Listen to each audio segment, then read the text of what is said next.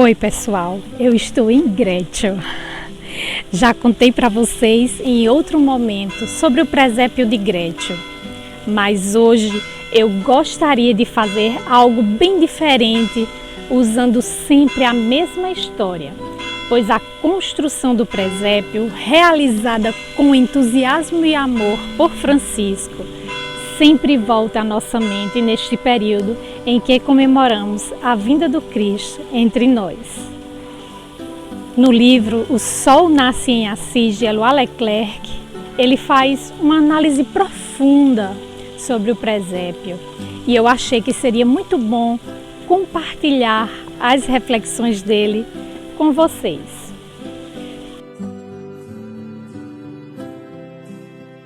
Todos nós sabemos que Francisco, durante toda a sua vida, desejou, acima de tudo, viver no Espírito do Senhor. E o Espírito do Senhor não cessou de conduzi-lo num caminho de renúncia de si mesmo, sempre mais profunda.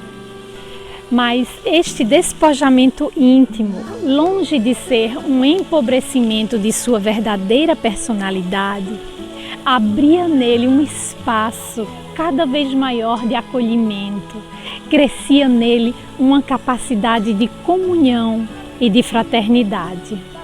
Nada retendo para si, Francisco tornou-se presente a toda criatura.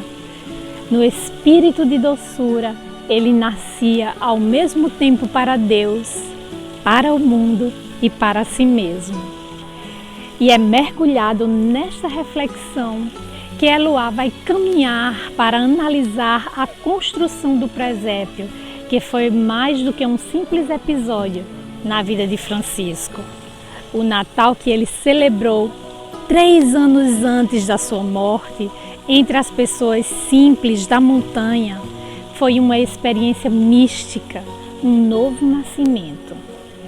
Celano não se enganou quando disse naquela noite: Francisco se fez menino com o menino.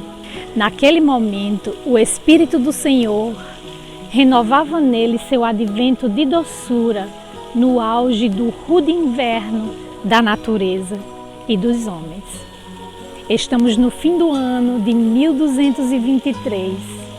Aquela pequena aldeia chamada Grétio abrigava em seu frio inverno homens e mulheres que fiavam a lã dentro de casa, enquanto seus companheiros cortavam e rachavam a lenha para promover a proteção de tanto frio.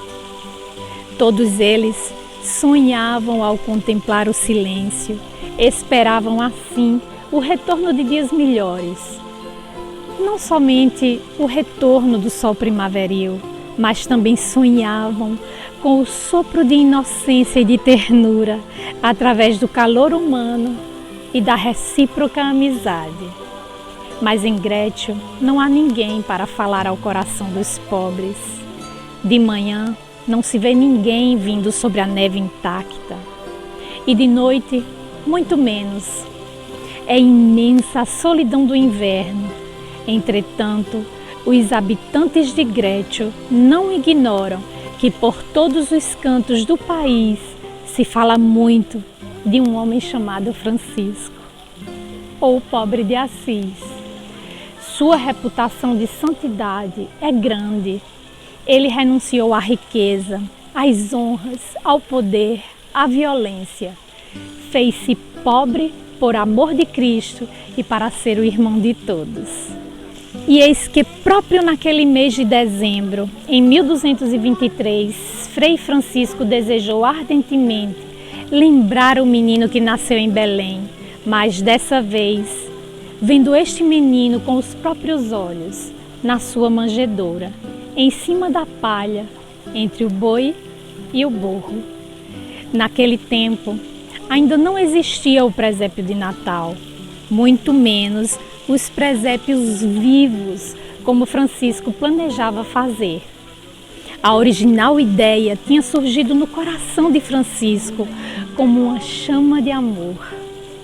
E Francisco, com seu coração de poeta, nos faz voltar aos olhos da infância e nos restitui com realismo e ternura aquele acontecimento da natividade. E nesse mundo onde o soberano era o dinheiro, num mundo de clérigos ávidos de honra e de poder, Francisco traz a imagem do Altíssimo Filho de Deus, nascendo ao mundo na humildade e na pobreza de um presépio entre os animais. Não era simplesmente uma ideia tocante. Francisco, ao reinventar o Natal, busca reencontrar a humanidade e a ternura de Deus. E como ele enxergava mais longe do que todos os outros, ele percebia a fonte oculta da ternura e da fraternidade. E quem melhor do que as pessoas simples da montanha para acolher essa mensagem? Francisco, então, sem hesitar, chama o seu amigo João Velita e iniciam todos os preparativos para a realização do presépio vivo. Que alegria para as pessoas simples daquela região, ao saberem que Frei Francisco queria comemorar a natividade ao lado deles. E que surpresa quando João Velita falou para eles que iria montar o presépio. No mesmo instante, toda a aldeia acordou da sua letargia. Todos queriam ajudar o senhor João a preparar a festa. E no dia 24 de dezembro, ao anoitecer, chegou Frei Francisco com alguns frades.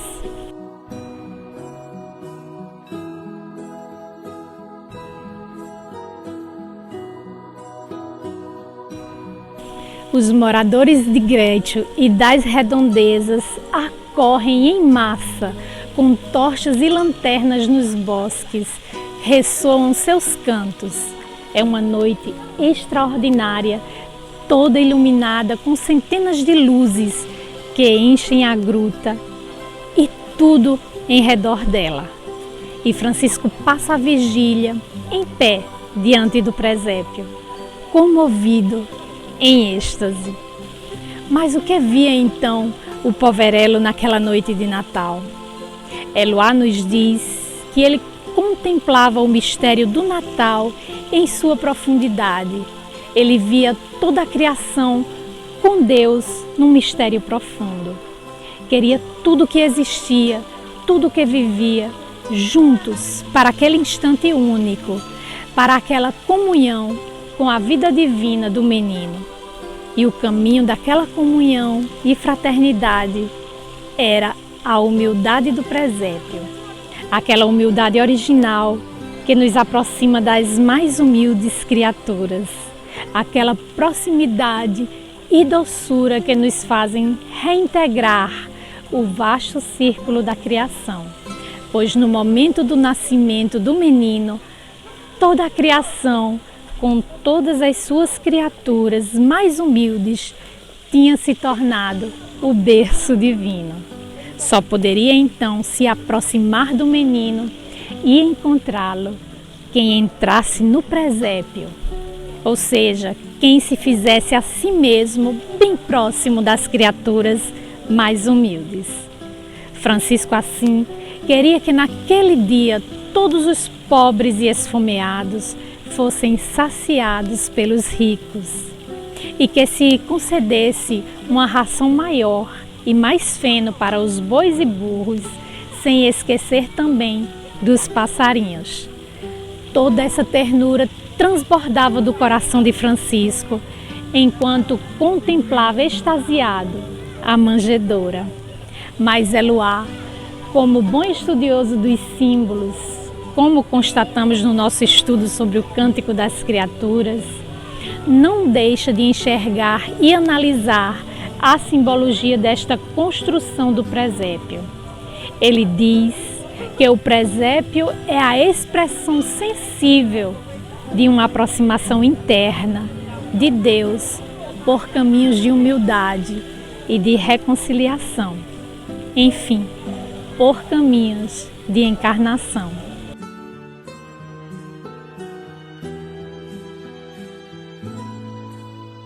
Francisco encontra o menino na humildade do presépio, fraternizando com toda a vida. Ele o encontra lá, onde estão nossas raízes. Deus, para nascer no homem, tem a necessidade do homem por inteiro. E, primeiramente, Ele tem necessidade das nossas raízes obscuras, vitais e cósmicas. Francisco, então, anuncia o nascimento do Salvador e convida todos a regozijar-se com o evento. Não era um sermão que ele fazia, era a sua própria vibração interior que ele transmitia. Ouvindo-o, tinha-se verdadeiramente a impressão de que, naquela noite, o céu tinha perdido toda a sua distância e tinha se tornado próximo e fraternal.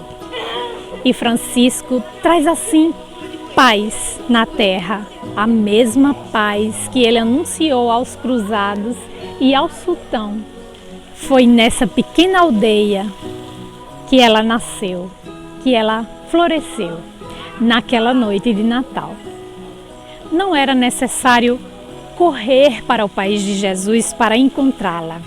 Grétio tinha se tornado uma nova Belém, pois o Cristo nasce em toda parte, onde há seres humanos bastante humildes para reconhecer-se irmãos uns dos outros e de toda criatura. Agora, gente, eu termino com a oração que Francisco compôs para as vésperas de Natal. E quem vai ler para nós é o nosso amigo Jonas. Desejo para todos um feliz nascimento, que possamos penetrar no presépio e fraternizar com humildade e ternura, para finalmente podermos contemplar e abraçar a criança humilde da manjedoura, nos fazendo meninos com o menino. Paz e bem a todos.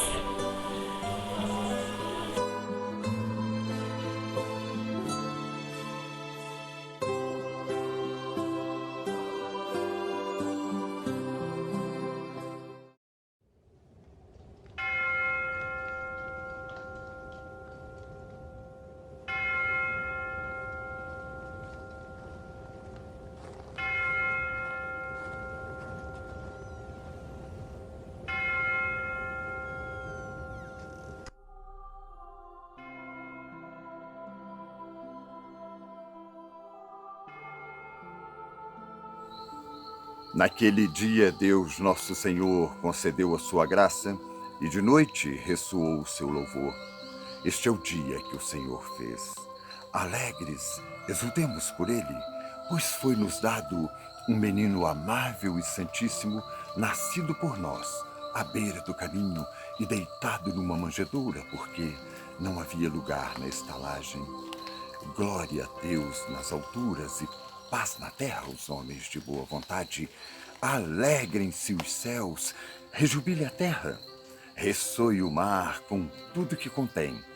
Rejubilem-se os campos e o que neles existe.